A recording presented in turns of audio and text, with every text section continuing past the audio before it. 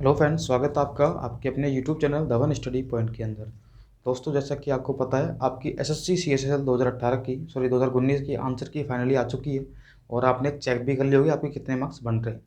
तो आप सभी को पता है कि कुछ शिफ्ट ऐसी थी जो बहुत टफ थी, ठीक है, और कुछ शिफ्ट ऐसी थी जो काफ़ी आसान भी थी और कुछ शिफ्ट ऐसी थी जो कि एक मीडियम थी, ना तो हार्ड थी ना आपकी जी थी।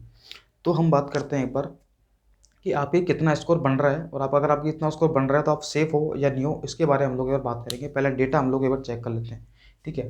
देखिए, अगर हम 2016 की बात करते हैं तो देखिए टोटल जो कैंडिडेट्स डायरेक्ट फर्स्ट में क्वालिफाई होते हैं वो 5,000, ये सॉरी उल्टा दे दिए, 50,320 होगा, ये ना, ये 50,320 होगा। और यहाँ पर जो जनरल की जो कट ऑफ थी वो थी आपकी 127.5, ओबीसी की थी 120, एससी की थी 108, एसटी की थी 99, ठीक है। अब बात करते हैं 2017 के अंदर। तो 2017 में जो कट ऑफ थी आपकी वो थी 143.5, ओबीसी की थी 139, एससी की थी 122.5, एसटी की थी 112, ठीक है। इस पर हम बाद में बात करेंगे एक बार। और टाइप फर्स्ट में जो क्वालिफाइड किए थे स्टूडेंट वो 48,404 किए थे, ठीक है। देखिए, अब आप सबको पता है कि टायर टू की हम बात करते हैं यहाँ पर, टायर फर्स्ट की सॉरी।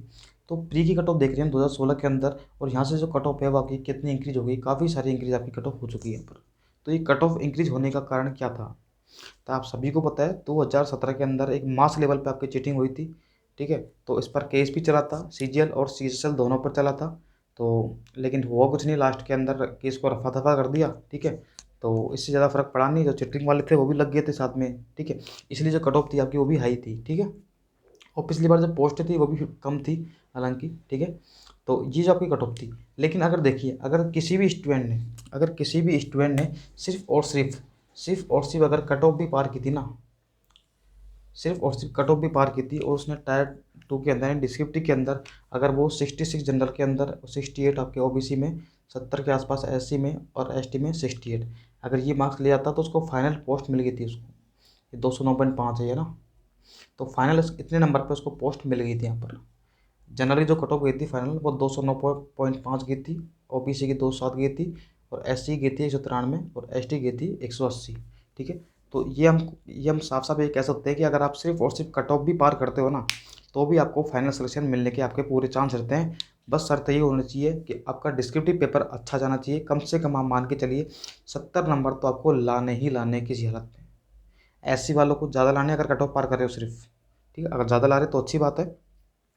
तो ये बात आप लोग यहाँ से समझ में आ गई होगी कि हमारे प्री के मार्क्स तो कितने मायने रखते ही रखते हैं, साथ में टायर टू के मार्क्स भी बहुत ज़्यादा हमारे लिए मायने रखते हैं। अब बात करते हैं 2018 की। तो 2018 में तो कट ऑफ देखिए, जनरल की 135.6 थी, ओबीसी की 133, एससी की 110 थी, एसटी की 99 थी, ईडब्ल्यूएस की 127 थी, ठीक है।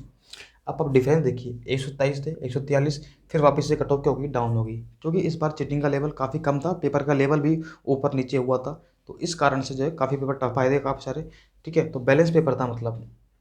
तो हम कह सकते हैं कि जनरल की जो कट ऑफ थी वो 135 गई थी आपकी, ठीक है। तो इतना आप देखिए कट ऑफ यहाँ पर गिरने के कारण देखिए आप लोग कट ऑफ काफ़ी गिर चुकी है यहाँ पर, वो कट ऑफ गिर चुकी है। तो ये आप मान के चलिए कि फाइनल कट ऑफ में भी इसका असर आपको देखने को मिलेगा, ठीक है। तो अगर हम बात करते हैं कैंडिडेट्स की, तो टायर फर्स्ट में जो कैंडिडेट थे आपके वो कितने थे, 45,101, ठीक है। और यहाँ पर कितने थे, 50,000, फिर 48,000, फिर 45,000, यानी कि कैंडिडेट्स जो हैं वो कम सेलेक्ट कर रहे हैं, फिर भी आपकी कट ऑफ क्या हो रही है, कम हो रही है। सिर्फ इसको छोड़ दो आप लोग, क्योंकि यहाँ पर मास लेवल पर चीटिंग हुई थी आपकी, ठीक है। तो 2019 के अंदर आप कितना स्कोर हो आपके पास कि आपकी फाइनल को आपको चांस है आप कट ऑफ निकल जाए आपकी सेकंड टायर की।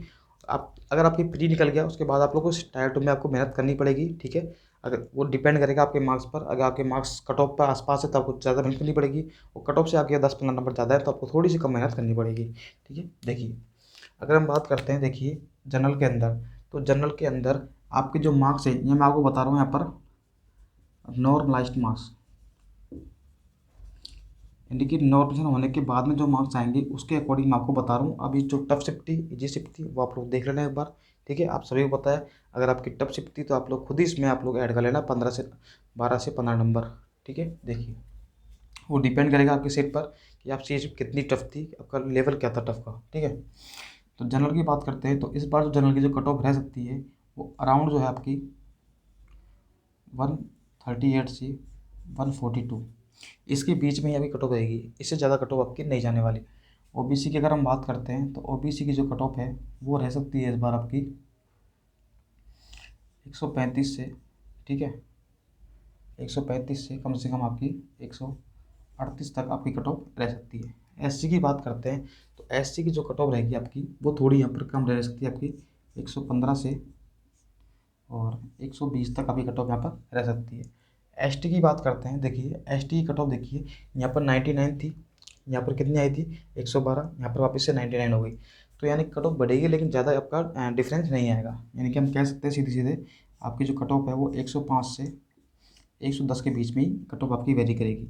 ईडब्ल्यूएस की बात करते हैं तो ईडब्ल्यूएस की कट ऑफ जो है जनरल से थोड़ी सी कम रहती है, 2 या 3 नंबर आपकी, ठीक है। तो हम कह सकते हैं 135 से 137 कर लीजिए, कम करिए, और 140 इसके बीच में आपकी रहेगी कट ऑफ, ठीक है। तो ये डेटा हमारा था यहाँ पर, ठीक है।